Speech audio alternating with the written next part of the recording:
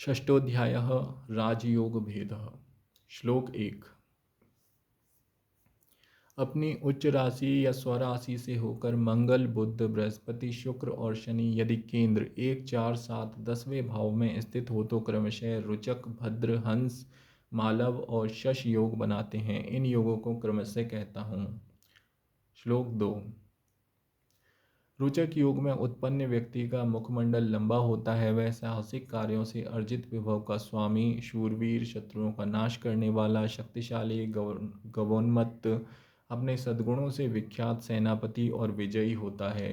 भद्र योग में उत्पन्न जातक दीर्घजीवी और प्रखर बौद्धिक क्षमता से संपन्न, निर्मल, आचारवान, विद्वान से प्रशंसित तथा अतुल वैभव संपन्न राजा होता है।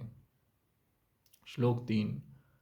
हंस योग में उत्पन्न व्यक्ति सज्जनों से प्रशंसित राजा होता है। उसके हाथ और पैरों में शंख, कमल, मत्स्य, मछली और अंकुश के चिन्ह होते हैं। वह सुंदर शरीरधारी, मिष्टान्न भोजी और धार्मिक होता है।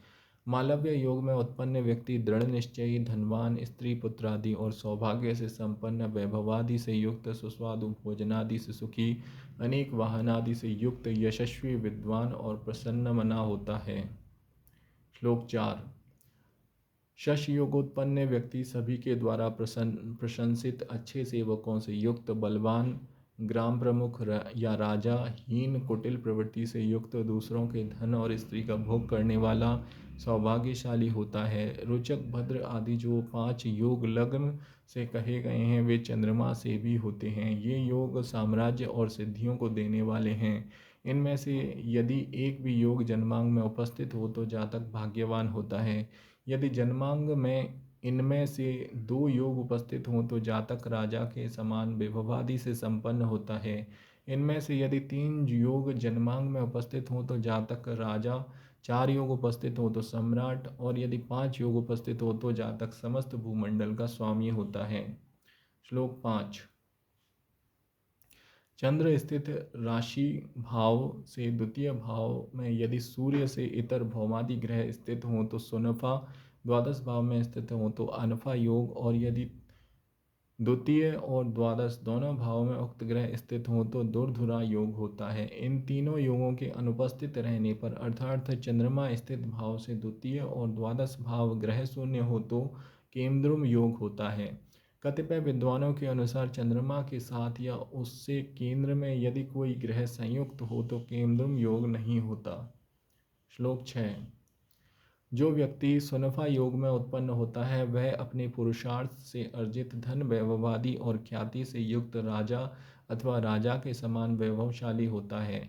अनफा योग में उत्पन्न व्यक्ति शक्तिशाली, स्वस्थ, शीलवान, विख्यात, भौतिक सुख से संपन्न, सुवेशधारी, संतुष्ट और प्रसन्न चित्त होता है। श्लोक 7। दुर्धरा योग में उत्पन्न व्यक्ति सहज ही भोग, सुख, सौभाग्य, वाहनादि सुख प्राप्त कर लेता है तथा वह त्यागी और सद्वृत्तियों से युक्त होता है। इसके विपरीत राजकुल में उत्पन्न होकर भी केमद्रुम योग में उत्पन्न व्यक्ति मलिन चित्तवृत्ति का, दुखी, नीच, निर्धन, दास और दुष्ट स्वभाव का व्यक्ति होता है। श्लोक 8।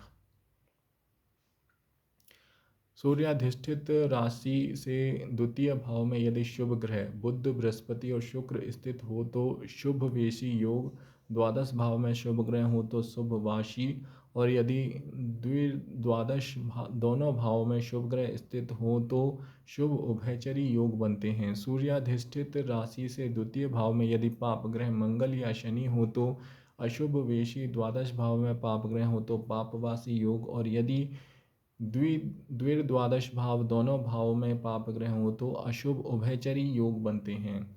लग्न से द्वितीय और द्वादश दोनों भावों में यदि शुभ ग्रह स्थित हो तो शुभ कर्तरी और उन स्थानों में पाप ग्रह स्थित हो तो पाप कर्तरी योग बनता है। लग्न से द्वितीय भाव में यदि पाप ग्रहों से अदृष्ट शुभ ग्रह स्थित हो तो इस योग को शुशुभ योग कहते हैं। श्लोक 9। शुभ वेशी योगोत्पन्न जातक भाग्यवान, सुखी, गुणवान, धैर्यवान, धार्मिक राजा होता है। शुभवाशी योग में उत्पन्न जातक विख्यात, सर्वप्रिय, अत्यंत भाग्यशाली, दानवीर तथा राजा का प्रिय पात्र होता है। शुभ उभयचरी योग में उत्पन्न जातक के अंग सुंदर होते हैं। वह प्रियभाषी, सांसारिक प्रपंच में रुचि रखने वाला, वाचाल, यश और धन से संपन्न होता है। श्लोक 10। अशुभ या पापवेशी योग से उत्पन्न व्यक्ति अन्यायपूर्वक, अनावश्यक रूप से दूसरों की निंदा करने वाला, निम्न स्तरीय व्यक्तियों का प्रिय और दुष्ट होता है। अशुभ वासी योग में उत्पन्न जातक मायावी, दूसरों की निंदा करने वाला, दुष्टों का मित्र, हीन वृत्ति से युक्त तथा शास्त्रों का मर्मज्ञ होता है। अशुभ अशोभयचरी योग में उत्पन्न व्यक्ति संसार में अपकीर्ति से युक्त, दुखी, विद्या और धन से हीन एवं भाग्यहीन होता है। श्लोक 11। शुभ कर्तरी योग में उत्पन्न जातक निर्भय, निरोग, शत्रुओं से हीन, सुखी, धन वैभव आदि से संपन्न एवं दीर्घायु होता है। पाप कर्तरी योग में उत्पन्न व्यक्ति निर्धन, मलिन, दुखी, स्त्री पुत्र आदि से हीन और अंगहीन होता है। श्लोक 12। अमला योग में उत्पन्न व्यक्ति आचारवान, धार्मिक वृत्ति का, प्रसन्न चित्त, सौभाग्यशाली, राजा के द्वारा मान प्रतिष्ठा प्राप्त करने वाला, अत्यंत कोमल स्वभाव का, मृदुभाषी और धन संपन्न होता है। अमला योग के लक्षण आचार्य ने इसी अध्याय के 19वें श्लोक में कहा है। जातक पारिजात में अमला योग के लक्षण और फल कहे हैं। श्लोक 13। सुशुभ, शुभकर्तरी, शुभवेशी आदि योगों के फल सुनफादि योगों के समान होते हैं, तो अशुभ, पापकर्तरी और पापवेशी आदि पापग्रहों के योग से उत्पन्न योगों के फल उनके विपरीत समझना चाहिए। श्लोक 14।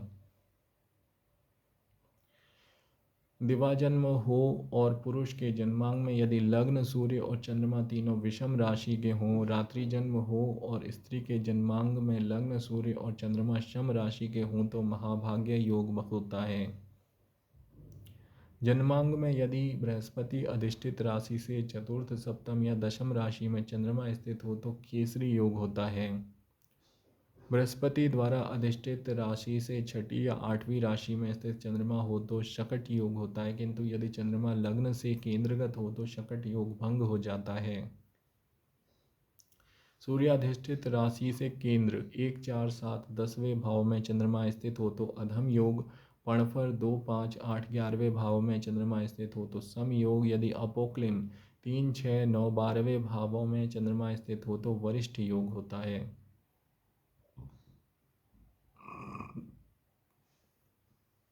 श्लोक 15। सौभाग्य योग में उत्पन्न जातक अपने दर्शन मात्र से सभी के नेत्रों को आनंदित करने वाला, अति उदार, वाक्पटु, विख्यात, राजा अथवा राजा के समान वैभवशाली होता है।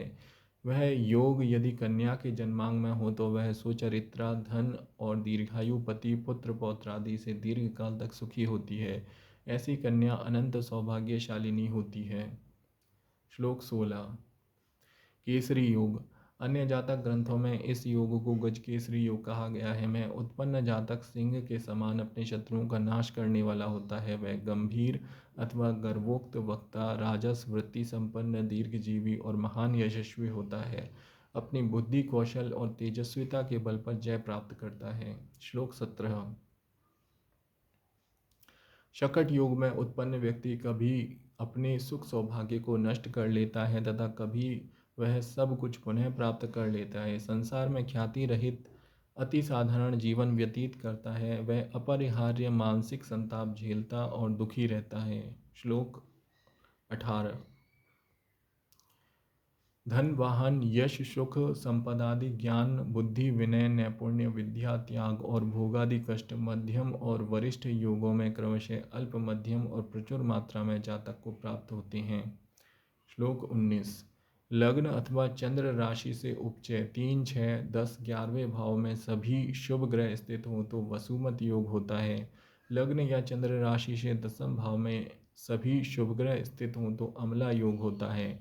यदि लग्नेश और चंद्र राशि अधिमित्र राशि में अथवा केंद्र में स्थित हों तो लग्न पर बलाबल शुभ ग्रहों की दृष्टि हो तो पुष्कल योग होता है।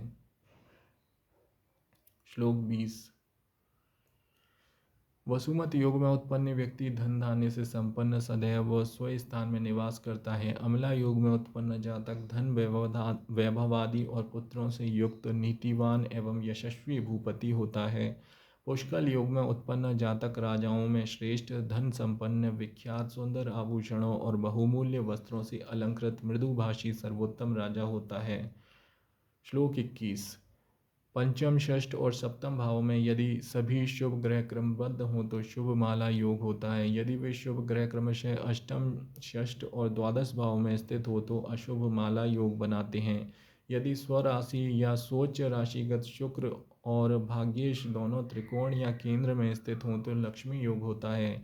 उक्त स्थिति में यदि चंद्रमा बृहस्पति से दृष्ट हो तो गौरी योग होता है। अर्थात स्वराशि, सोच राशि, कर्क अथवा वृष राशिगत चंद्रमा त्रिकोण या केंद्र में हो तो गौरी योग होता है। श्लोक 22। सुमाला या शुभमाला योग में उत्पन्न व्यक्ति राजा से सम्मान प्राप्त करने वाला मंडलाधिपति होता है। वह भोगयुक्त, उदारदानी, परोपकारी, स्वजनों एवं बंधु बांधवों का प्रिय, सत्पुत्र और सुंदर पत्नी से युक्त तथा धैर्यवान होता है। श्लोक 23। अशुभ माला योग में उत्पन्न व्यक्ति को मार्ग का अनुसरण करने वाला, दुखी, दूसरों की हत्या करने वाला, कृतघ्नि, कातर, ब्राह्मणों में भक्ति से हीन, कलह प्रिय और लोक निंदा का पात्र होता है। श्लोक 24। लक्ष्मी योग में उत्पन्न जातक सुलक्षणों से युक्त, रमणियों में के साथ नित्य केली करने वाला, निरोग, धनी, तेजस्वी, स्वजनों की रक्षा करने में समर्थ, लक्ष्मी की कृपा का पात्र, उत्तम पालकी, घोड़े और हाथियों पर चढ़ने वाला, लोकप्रिय एवं श्रेष्ठ राजा होता है। श्लोक 25। गौरी योग में उत्पन्न व्यक्ति का शरीर सुंदर, श्रेष्ठ कुलोत्पन्न, राजा का प्रिय पात्र, सत्पुत्रवान, कमल की आभा से युक्त, आनंद, शत्रुओं और विरोधियों को पराजित कर लोगों की प्रशंसा प्राप्त करने वाला होता है। श्लोक 26।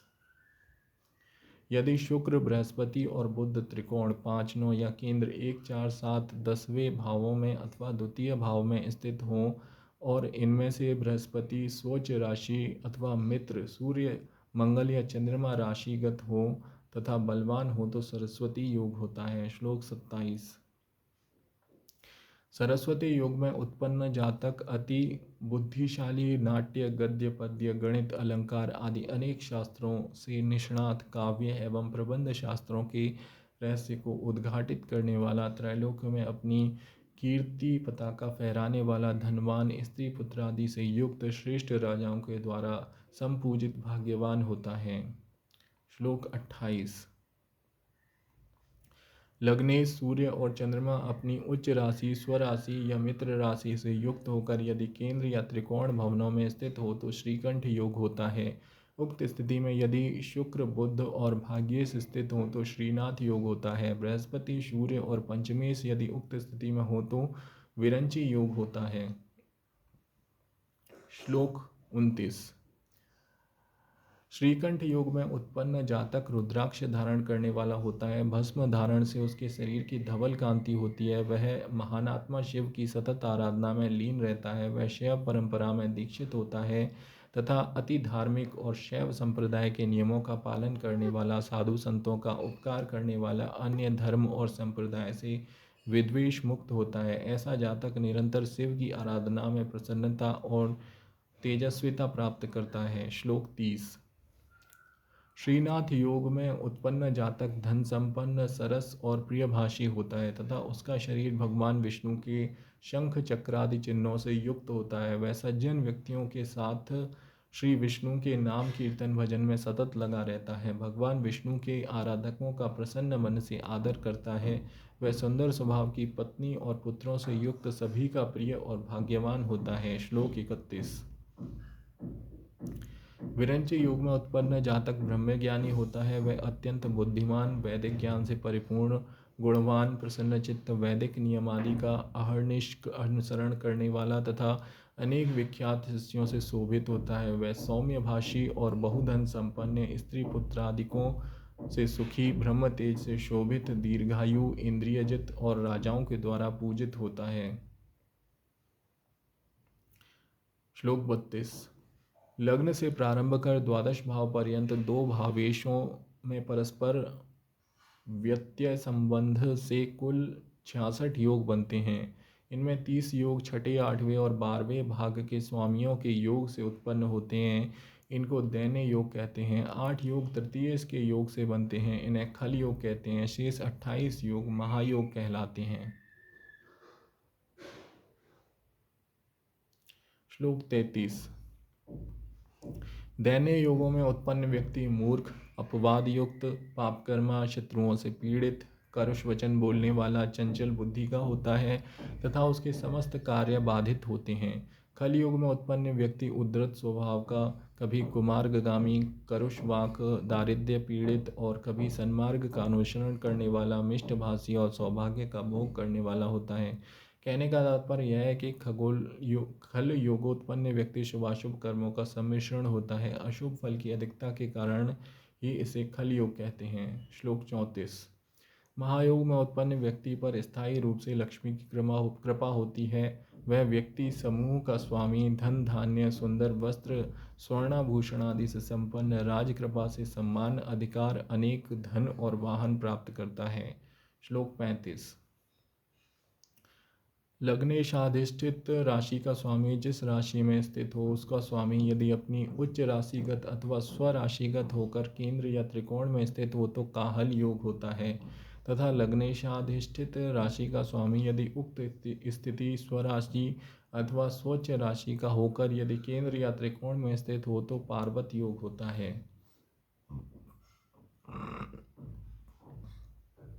श्लोक 36।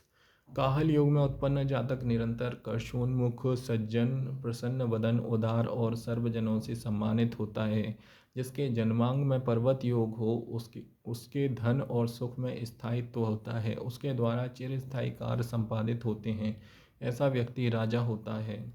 श्लोक 37। धर्मेश, नवमेश और कर्मेश, दशमेश यदि शुभ स्थानों में संयुक्त हों तो राजयोग कारक होता है। केंद्र भाव के स्वामी किसी त्रिकोण के स्वामी के साथ यदि किसी शुभ स्थान में संयुक्त हो तो शंख योग होता है। श्लोक 38। राजयोग में उत्पन्न जातक समस्त राज चिन्हों से युक्त राजा होता है। यात्रा में उसके साथ भेरी, शंख आदि वाद्यों का निनाद होता है। उसके सिर पर सुंदर वस्त्र से निर्मित वृत्ताकार छत्र होता है। उसके साथ अनेक हाथी, घोड़े और पालकी चलती हैं तथा अनेक चारणगत गण उसका प्रशस्ति गान करते चलते हैं।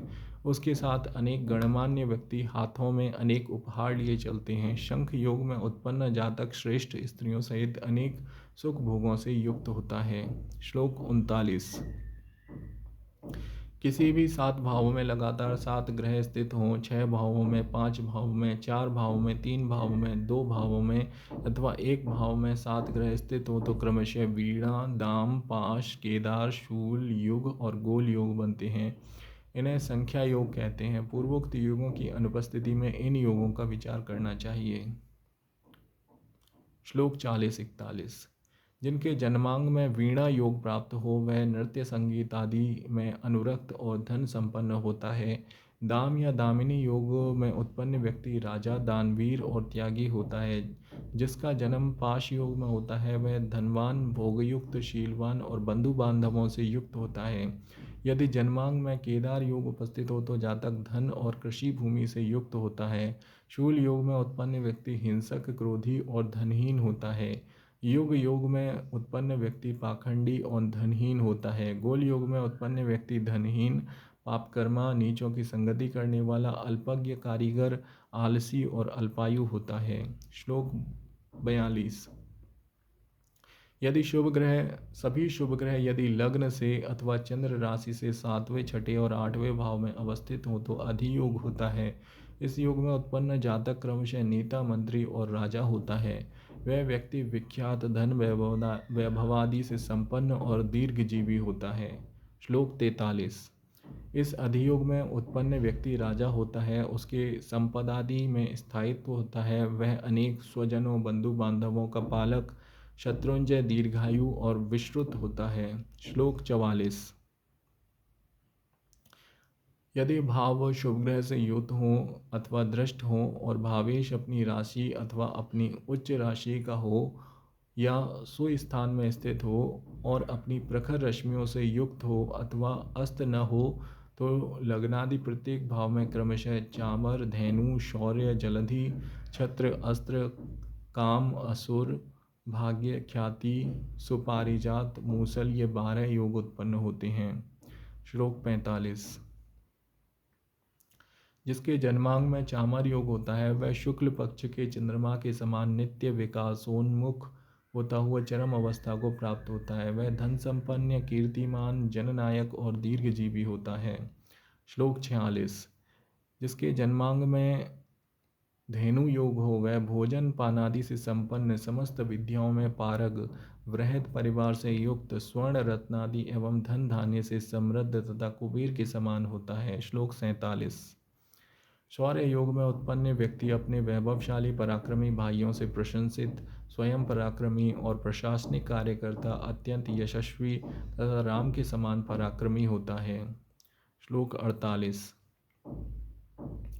जलधि या अंबुधि योगोत्पन्न व्यक्ति गोधन, धन धान्य और स्वजनों से पूर्ण भवन का स्वामी होता है। सुंदर स्त्री, रत्नादि सुंदर आभूषणों से युक्त तथा सर्वोच्च पद पर प्रतिष्ठित होता है। वह चिरस्थायी सुख, गज, अश्व, वाहन आदि राजोचित अलंकरणों से युक्त, देवता और ब्राह्मणों के कार्य में लिप्त, मार्ग में कूप, वापी आदि का निर्माता होता है।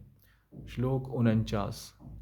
छत्र योग में उत्पन्न व्यक्ति पारिवारिक सुख से सुखी, संतान और धन से संपन्न, यशस्वी, सुंदर वक्ता और मनीषी होता है।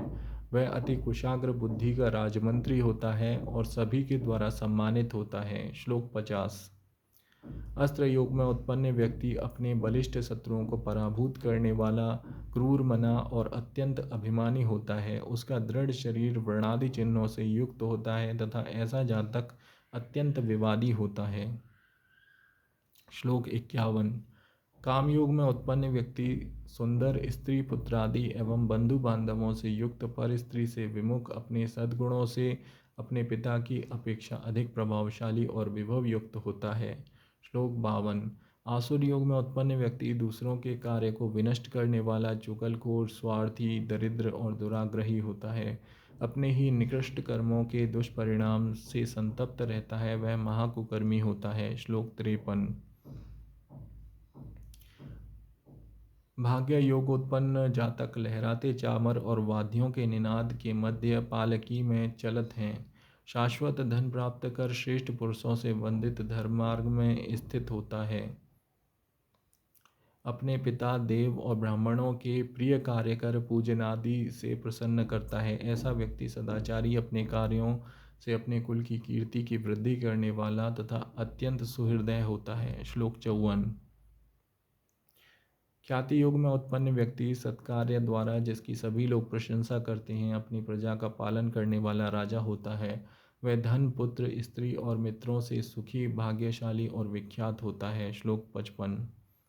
पारिजात योग में उत्पन्न व्यक्ति नित्य मांगलिक कृत्यों से युक्त, संचित धन का वह स्वामी होता है तथा उसे परिवार का सुख प्राप्त होता है। सत्कथाओं के श्रवण में उसकी अभिरुचि एवं भक्ति होती है। वह निरंतर अनुष्ठानादि कार्य करता रहता है। श्लोक 56। मूसल योग में उत्पन्न जातक के लिए धन अति श्रम श्राद्ध होता है, अर्थात अत्यधिक कठिनाई एवं परिश्रम से उसे धनार्जन होता है। वह प्राय अपमानित और तिरस्कृत होता है। उसके धनकोष में स्थायित्व नहीं होता किंतु उचित मार्ग में व्यय होता है। ऐसा व्यक्ति मूर्ख और चंचल चित्तवृत्ति का होता है। मृत्युपरांत स्वर्गलोक प्राप्त करता है। श्लोक 57। लग्नादि द्वादश भावों के स्वामी यदि दो स्थान छठे, आठवें या 12वें भाव में स्थित हों और संबंधित भाव पापग्रह से युक्त या दृष्ट हो तो 12 भावों से संबंधित 12 योग उत्पन्न होते हैं, जिनके लग्नादि भाव क्रम से नाम इस प्रकार हैं: 1 अवयोग, 2 निस्व योग, 3 मृति योग, 4 कुहू योग, 5 पामर योग, 6 हर्ष योग, 7 दुष्कृति योग, 8 सरल योग, 9 निर्भाग्य योग, 10 दुर्योग, 11 दारिद्र्य योग और 12 विमल योग। श्लोक 58। जिसके जन्मांग में अवयोग होता है वह व्यक्ति अप्रसिद्ध, अति दुखी, दीन और अल्पायु होता है। वह सम्मानहीन, अपमानित जीवन व्यतीत करता है। उसकी संगति दुष्ट जनों से होती है तथा वह अंगभंगी होता है और उसकी अस्थिर स्थिति होती है। श्लोक 59। यदि व्यक्ति का जन्म निस्व योग में हो तो वह करुष्वाक विफल कुटुंब अर्थात वध्या पत्नी के सहित दुर्जनों के सहवास में रहने वाला, नेत्र और दांतों से कुरूप, बुद्धि, पुत्र, विभव और विद्या से हीन होता है तथा शत्रु उसके धन का हरण करते हैं। श्लोक 60। मृत्यु योग में उत्पन्न व्यक्ति शत्रु वर्ग से पराभूत, सहोदरों से हीन, निर्लज्ज, निर्बल और निर्धन होता है। ऐसा व्यक्ति अकरणीय कार्यों से परिश्रांत दुर्गुणों का आश्रय होता है। श्लोक 61।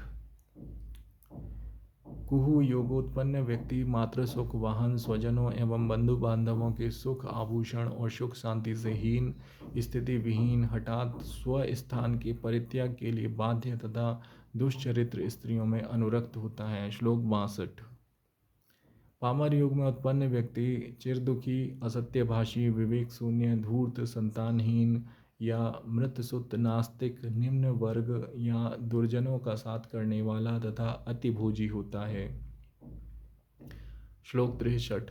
जिसके जन्मांग में हर्ष योग होता है वह पाप भीरु, सुखी, भोगों से युक्त, भाग्यशाली, पुष्ट शरीर एवं शत्रुंजयी होता है। वह विख्यात और विश्रुत व्यक्ति का प्रिय भाजन, धन, द्युति, मित्र, सत्कीर्ति से युक्त और संतति से सुखी होता है। श्लोक 64। दुष्कृति योग में उत्पन्न व्यक्ति की अपनी पत्नी की मृत्यु हो जाती है तथा वह पराई स्त्री के भोग की कामना से युक्त होता है।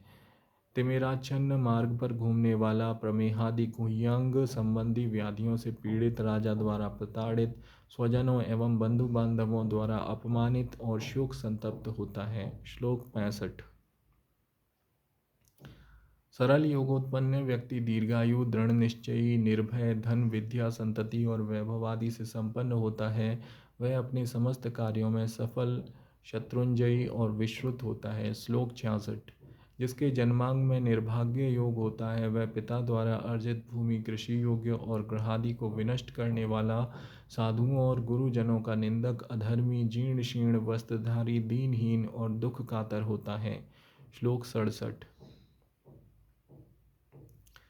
जिसके जन्मांग में दुर्योग होता है उसके अपने शारीरिक श्रम से किए गए समस्त कार्य विफल होते हैं। लोगों की दृष्टि में वह अन्यथा सिद्ध के समान होता है अर्थात नगण्य होता है। वह जनद्रोही और परम स्वार्थी, अपने उदर पोषण तक सीमित होता है तथा स्थायी रूप से प्रवासी होता है। श्लोक 68। दरिद्र योगोत्पन्न व्यक्ति ऋण से ग्रस्त, उग्र स्वभाव का, दरिद्रों में श्रेष्ठ, कर्ण रोगी और अच्छे सहोदर भाई से हीन होता है। वह अकरणीय कार्यों में लिप्त रहता है, दुर्मुख और दूसरों की चाकरी करने वाला अत्यंत दुखी व्यक्ति होता है। श्लोक 69। विमल योगोत्पन्न व्यक्ति अल्प व्ययशील होता है, उसके धन की निरंतर अभिवृद्धि होती है। वह सभी लोगों के अनुकूल कार्य करने वाला, सुखी, स्वतंत्र, प्रतिष्ठापरक व्यवसाय करने वाला और सद्गुणों से युक्त होता है। श्लोक 70।